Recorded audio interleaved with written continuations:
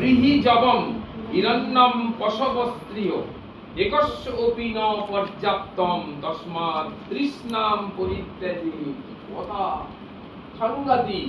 বলছে একটা মানুষ তার ভেতরে যদি ভোগের কামনা বাসনা যদি সাংঘাতিক পরিমাণে হয়, তাহলে পৃথিবীতে যত ব্রীহি, ব্রীহি মানে শস্য, জব মানে জবের দানা, হিরণ্যম মানে সোনা, পশব মানে যত পশু, স্ত্রী মানে যত মেয়েরা আছে, সবাইকে দিয়ে দিলে তাও পর্যাপ্ত হবে না, তার ভোগের আশা মিটবে না। হ্যাঁ, বুঝে গেল?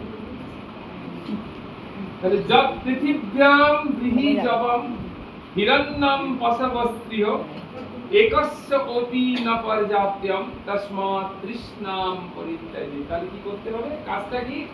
তৃষ্ণা পরিত্যাগ করতে হবে। তোমার যদি পর্যাপ্ত না হয় এত কিছু থাকা সত্ত্বেও, তাহলে তোমার তৃষ্ণাটাই ছেড়ে দাও, আশা আকাঙ্ক্ষা ছেড়ে দাও। পৃথিবীতে যত ধান্য, জব, হিরণ্য, পশু, স্ত্রী আছে তা একজনের পক্ষেও পর্যাপ্ত নয়, অতএব বিষয় তৃষ্ণা ত্যাগ করা উচিত। হলো, বোঝা গেল? তারপর কায়েন বাচা মনসা ইন্দ্রিয়ৈবা বুদ্ধা আত্মনা বা অনুসৃত স্বভাবাৎ করতি যৎ যৎ সকলম পরস্মৈ নারায়ণ ইতি সমর্পয়েৎ। খুব ইম্পর্টেন্ট শ্লোক, ভীষণ স্টার মার্কস মারতে হবে। সব কিছু নারায়ণকে সমর্পণ করে দাও, যা যা সকাল থেকে রাত পর্যন্ত যা যা করো নারায়ণকে সমর্পণ করো। আমাদের জন্য কাজের বিভাগ আছে, জানো তো? ব্রাহ্মণরা সাধারণত করে না, কিন্তু আমাদের করতে হয়। প্রথমে আমরা শুদ্ধিকরণ করি, শুদ্ধিকরণটা নারায়ণকে সমর্পণ করি। শুদ্ধিকরণে কোনো ভুল নেই। আসন শুদ্ধি, মন্ত্র শুদ্ধি, দেহ শুদ্ধি, চিত্ত শুদ্ধি, জল শুদ্ধি, পুষ্প শুদ্ধি, সব শুদ্ধিকরণের পর নারায়ণকে সমর্পণ করি। এরপর জপ, জপ করলাম, নারায়ণকে সমর্পণ করলাম।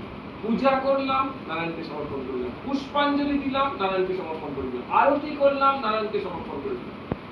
তাহলে যা যা কাজ করছি প্রত্যেকটা নারায়ণকে সমর্পণ করছি, সেইটাই মন্ত্র। কি বলছে?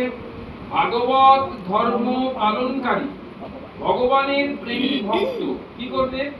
কায় মন বাক্যে ইন্দ্রিয় বুদ্ধি অহংকার সহযোগে পূর্বের অভ্যাসজনিত স্বভাবের বশীভূত হয়ে যা কিছু করেন, স্বভাবের বশীভূত হয়ে আমরা যাদের হ্যাবিট বশত করি, সব নারায়ণের প্রীতির জন্য তিনি সমস্ত কিছু নারায়ণে সমর্পণ করেন।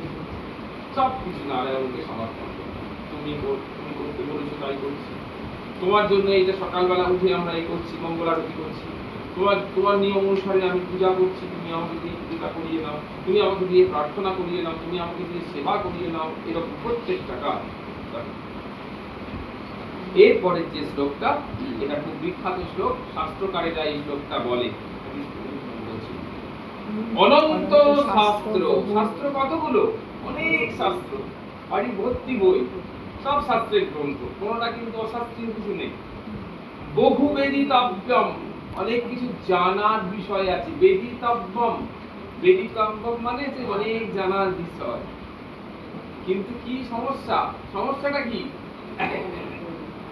এত শাস্ত্র রয়েছে, বহু জানার বিষয় রয়েছে, কিন্তু সমস্যাটা কি? সময় খুব কম, আয়ু কম। এগুলো স্বল্প কাল, এই যে আমাদের সময় কম, 2 ঘন্টা আবার বৃষ্টি এসে মাথার মধ্যে রয়েছে এইসব, তাই বলছে স্বল্প কাল বহব চ বিঘ্না, তার মধ্যে আবার বিঘ্ন রয়েছে প্রচুর। কত কি বিঘ্ন ঢুকছে। যৎ সারভূতম, তাই যেটুকু সার, তৎ উপাসিতব্যম, সেইটুকুকেই উপাসনা করতে হবে।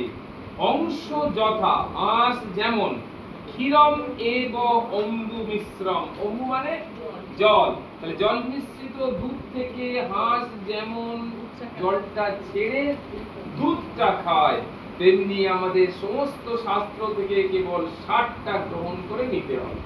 আমি যদি গোটা শাস্ত্রে যা যা বলেছে তা করতে চাই, তাহলে তো হবে না, তো বড় বড় মোটা মোটা বই।